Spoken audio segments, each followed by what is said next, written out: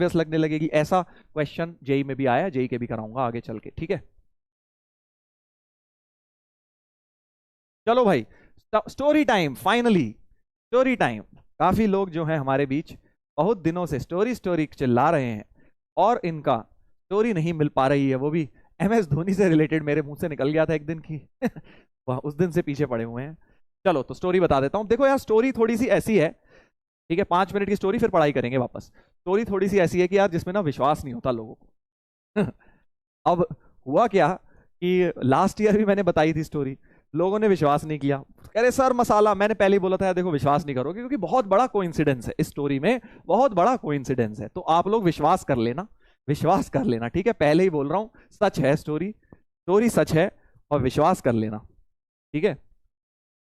चलिए बताता हूं हुआ क्या। तो हुआ ये, देखो 2017 की बात है, 2017 की।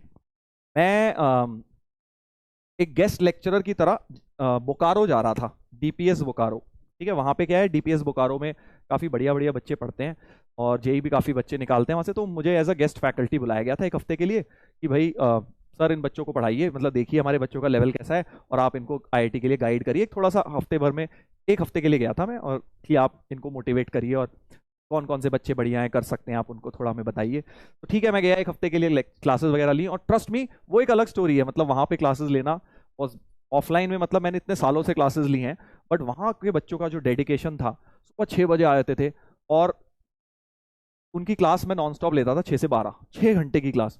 एक भी बच्चा मजा लो कि उबासी भी ले ले, क्लास में बोर हो रहे हैं सर, थक गए सर, यूं कुछ नहीं, चुपचाप पढ़ते रहते थे 6 घंटे, मतलब 6 घंटे, 3 घंटे बाद एक ब्रेक देता था मैं, 10 मिनट का लंच ब्रेक, फिर उसके बाद फिर शुरू, बीच में कोई नहीं बोलता था। तो खैर वो लेवल ऑफ डेडिकेशन अलग था। आप में से भी बहुत सारे बच्चे होंगे डीपी बोकारो के, आई थिंक, है ना। तो वो बहुत ही बढ़िया, बहुत मेहनती बच्चे लगे मुझे। तो एनीवेज, तो मैं गया था, और मेरे साथ एक टीचर और गए थे, फिजिक्स के थे वो। तो हम रोज ऐसे ही अपने लेक्चर लेते थे। तो हुआ क्या कि हमारी फ्लाइट बोकारो से, ऑब्वियसली रांची से फ्लाइट थी वापसी की, दिल्ली की। तो हम वापसी में एक हफ्ते के बाद रांची जा रहे थे, क्या, कार से, मतलब बोकारो से निकले कार से, और एयरपोर्ट की तरफ निकले। तो कार में बैठ के भाई बातें चल रहे थे हमारे, ऐसी हम टीचर्स बातें कर रहे थे। तो वो जो टीचर थे वो मुझे बता रहे कि सर, मतलब क्रिकेट के वो भी शौकीन थे, मैं भी बड़ा शौकीन था। तो उन्होंने वो बोले कि सर पता नहीं सर, आज मतलब मैं तो इतनी एयरपोर्ट नहीं, वो मुझसे वो ऐसे स्टार्ट किया उन्होंने कि सर आप इतनी बार फ्लाइट से जाते हो, आपको कोई क्रिकेटर वगैरह मिला है कभी? मैंने कहा नहीं यार, हमारी कहाँ ऐसी किस्मत कोई क्रिकेटर वगैरह मिले। कह रहा है कि सर मैं तो, मेरा दोस्त है वो, उसने तो पहली बार ही फ्लाइट ली, उसको तो विराट कोहली मिल गया फ्लाइट में सर। बताओ, वो एयरपोर्ट पे उसे विराट कोहली मिल गया, उसने वहां उसका फोटो वोटो खिंचवाई और ऑटोग्राफ लिए। बताओ कितनी बड़ी किस्मत है, कितनी बढ़िया किस्मत है। अब जो क्रिकेट फैंस हैं वो समझ सकते हैं इस चीज की इंपॉर्टेंस, है ना। जो क्रिकेट फैंस नहीं है वो कहेंगे अबे क्या ही फर्क पड़ता है, कौन मिल गया कौन नहीं। तो यार जो आप में से भी क्रिकेट फैंस हैं वो समझ रहे होंगे ना, कितनी बड़ी बात है भाई अगर आप गए फ्लाइट में और आपको कोई क्रिकेटर मिल गया। तो हमने कहा यार हमारी कहाँ ऐसी किस्मत, हमें तो आज तक कोई मिला नहीं, और पता नहीं भाई कैसे लोगों को मिलता है, हमें तो मिला नहीं कोई। तो फिर बस यही सब बातें हुई, हमने थोड़ी बहुत लोगों को गालियां वालियां दी कि अरे यार पता नहीं लोगों को कैसे मिल जाता है, थोड़ा वो रोए धोए अपना स्टाइल में, जैसे होता है ना, तुम भी करते हो अपने दोस्तों के साथ, ऐसा ऐसी गालियां वालियां दे रहे हो, यूं नॉट नॉट गाली in proper sense, but in the sense कि हाँ यार हमारी किस्मत खराब है, अपनी किस्मत को कोसना। तो एनीवेज पहुंच गए हम एयरपोर्ट।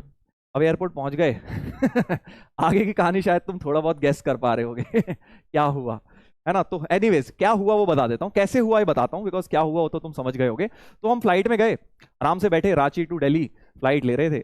और हुआ क्या कि जैसे फ्लाइट में क्या होता है, मतलब खाली वेले बैठे हो आप, थोड़ी देर सो जाते हो, जैसे ट्रेन में होता है वैसी फ्लाइट में भी, कि थोड़ी देर बैठे हो खाली, थोड़ी देर सो गए, थोड़ी वॉशरूम आए, कुछ कुछ यही कर ली, थोड़े मोबाइल में कुछ गेम खेल लिया। तो हुआ क्या कि मैं 1 घंटे सोया, थके हुए थे हम, सुबह 6 बजे की क्लासेस ली थी, 1 घंटे सोया, वो भी सो रहा था मेरा फ्रेंड। और फिर जब मैं, जनरली क्या होता है आप सो के उठते हो, थोड़ी देर वॉशरूम चले जाते हो, तो मैं वॉशरूम की तरफ गया, और फ्लाइट्स में वॉशरूम गया बिल्कुल आगे होते हैं, बिल्कुल सबसे आगे, सारी सीट्स पार करके सबसे आगे, ठीक है। तो मैं मतलब आंखें वाखें मल रहा था, और देखा मैंने वहां वॉशरूम गया, तो वहां पे देखा कि वहां पे लिखा आ जाता है कि ना ऑक्यूपाइड, वहां लिखा आ जाता है ऑक्यूपाइड। तो मैं बाहर खड़ा होकर वेट कर रहा था कि भाई अंदर ऑक्यूपाइड है तो मैं खड़ा होकर वेट कर रहा था, मैं वेट कर रहा था, मैं सोचा कोई आएगा फिर मैं चले जाऊंगा वॉशरूम। तो जैसे ही मैं दरवाजे के बाहर वेट कर रहा हूँ, सोचो अंदर से दरवाजा खुलता है, अनलॉक होने की आवाज आती है, दरवाजा खुलता है और दरवाजा खुलते ही सामने से कौन निकलता है? वॉशरूम में से। एकदम से मैं खड़ा हूं, आंखें आंखें मल रहा हूं, देख रहा हूं वॉशरूम में से MS धोनी जी निकल रहे हैं समझ रहे हो? तो वॉशरूम में से MS धोनी निकले। अब तुम कहोगे सर हो ही नहीं सकता अंदर से धोनी निकले।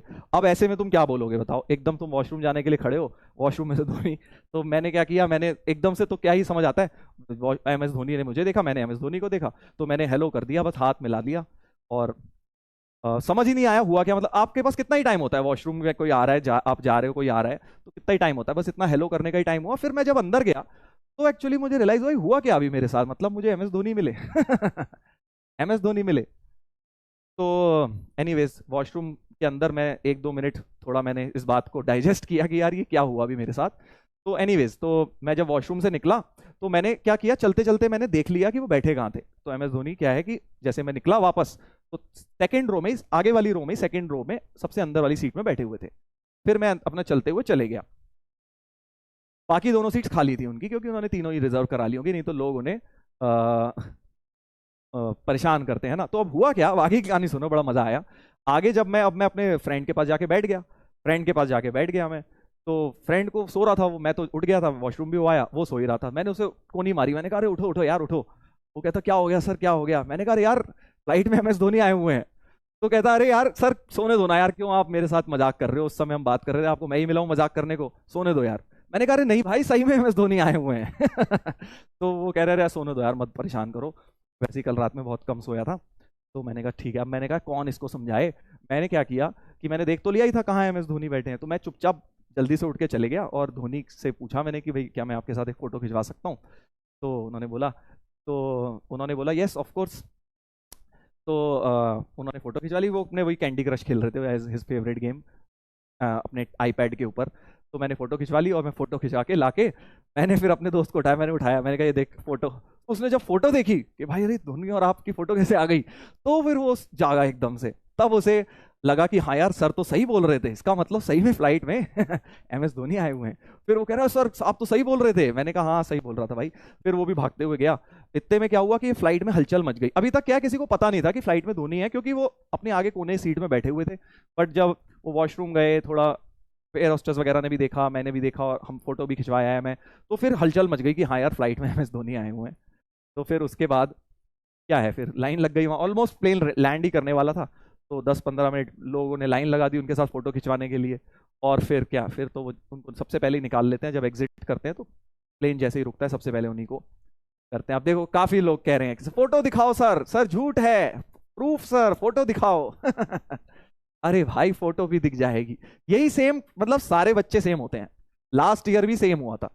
आज तो तुम फिर भी कम लिख रहे हो झूठ, पिछले हफ्ते सर ये तो मसाला मार रहे हो सर आप, हो ही नहीं सकता ऐसा। फिर मैंने फोटो डाली बकायदा भाई, प्रूफ दिखाने के लिए। तो फोटो अभी भी डली हुई है, जिन जिनको शक हो रहा है जिनको शक हो रहा है भाई, हाँ पहले ही तुम्हें बता देता हूँ कि सच्ची कहानी है। और फोटो तुम्हें मेरे इंस्टाग्राम अकाउंट पे मिल जाएगी, ठीक है? इंस्टा मेरा देख लेना, वहां पे आपको मिल जाएगी, ठीक है? हाँ प्रूफ भी मिल जाएगा। समझ गए? तो ये था बहुत बड़ा, मतलब मेरी लाइफ का one of the biggest coincidence, one of the biggest coincidence.